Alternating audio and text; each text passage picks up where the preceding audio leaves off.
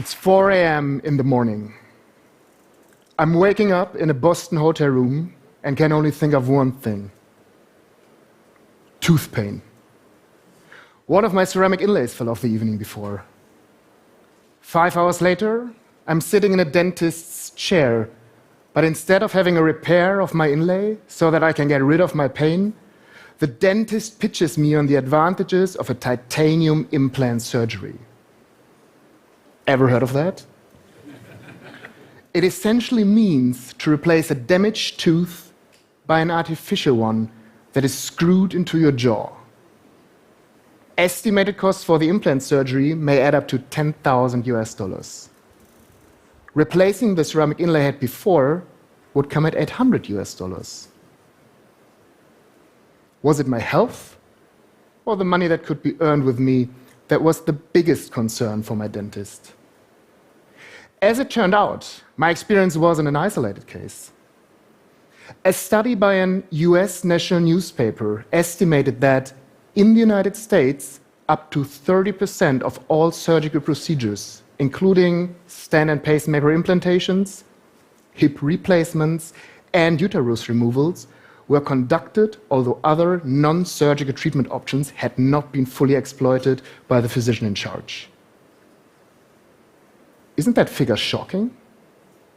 Numbers may be slightly different in other countries, but what it means is that if you go to a doctor in the US, you have a not insignificant chance to be subject of a surgical intervention without being in immediate need for it. Why is this?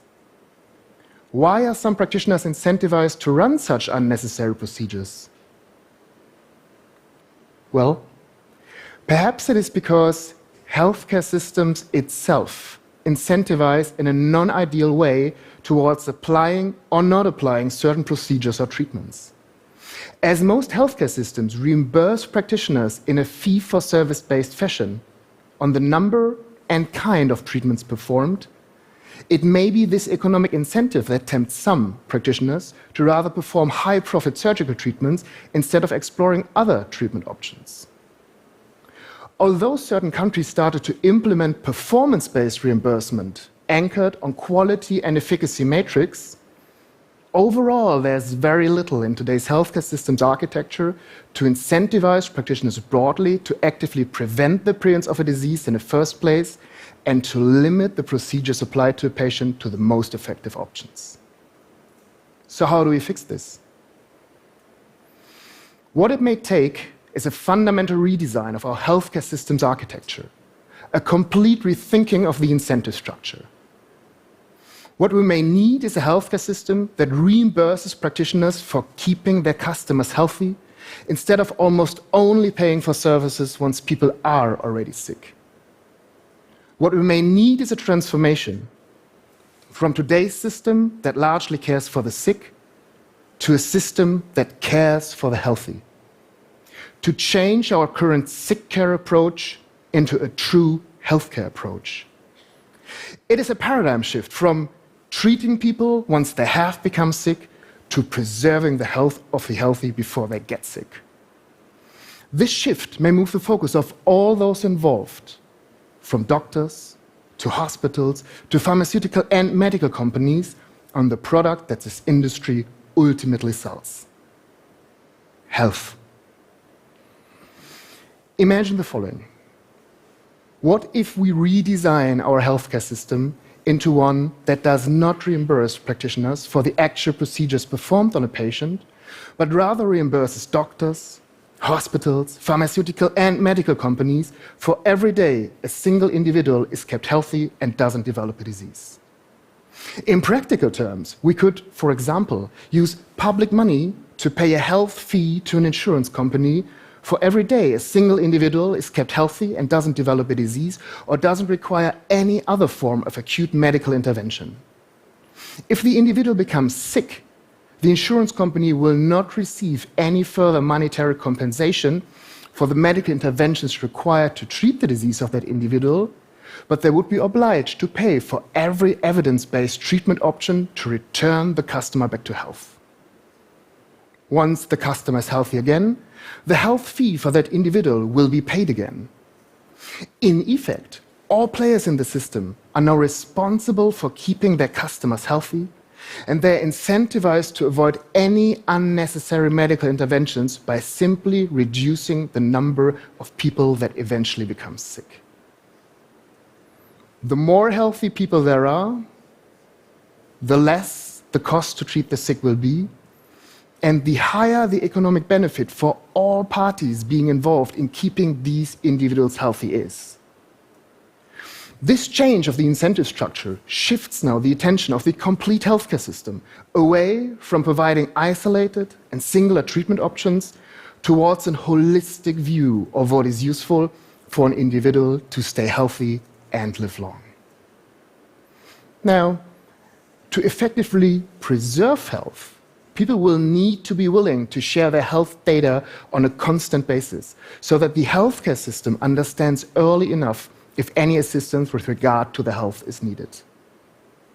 Physical examination, monitoring of lifetime health data, as well as genetic sequencing, cardiometabolic profiling, and imaging-based technologies will allow customers to make, together with health coaches and general practitioners, optimal and science-guided decisions for their diet, their medication, and their physical activity to diminish their unique probability to fall sick of an identified individual high-risk disease.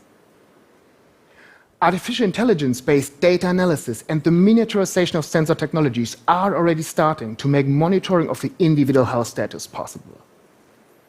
Measuring cardiometabolic parameters by devices like this, or the detection of circulating tumor DNA in your bloodstream early on after cancer disease onset, are only two examples for such monitoring technologies. Take cancer.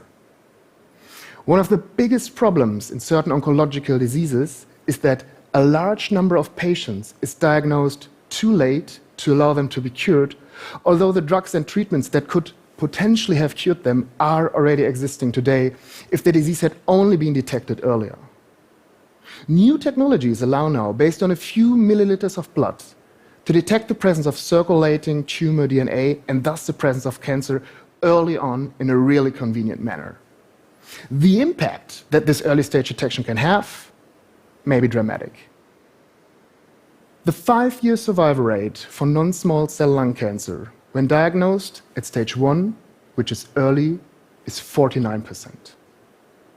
The same when diagnosed at stage 4, which is late, is below 1%. Being potentially able to prevent a large number of deaths by something as simple as a blood test for circulating tumor DNA could make certain cancer types a manageable disease, as disease onset can be detected earlier and positive treatment outcomes can likely be increased. In 2012, 50% of all Americans had a single chronic disease, resulting in 86% of the $3 trillion US healthcare budget being spent for treating such chronic diseases. 86%. If new technologies allow now to reduce this 86%, why have healthcare systems not reacted and changed already? Well, a redesign of what today is a sick care system into a true healthcare system that focuses on prevention and behavioral changes requires every actor in the system to change. It requires the political willingness to shift budgets and policies towards prevention and health education to design a new set of financial and non-financial incentives. It requires creating a regulatory framework for the gathering, using, and sharing of personal health data that's at the same time stringent and sensible. It needs doctors, hospitals, insurers, pharmaceutical and medical companies to reframe their approach. And, most important, it can't happen without the willingness and motivation of individuals to change their lifestyle in a sustained way, to prioritize staying healthy in addition to opening up for sharing their health data on a constant basis.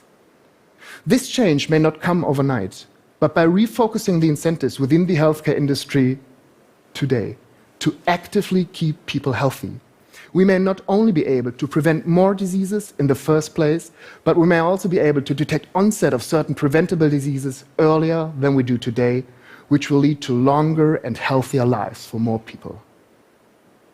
Most of the technologies that we need to initiate that change are already existing today. But this is not the technology question. It is primarily a question of vision and will. Thanks a lot.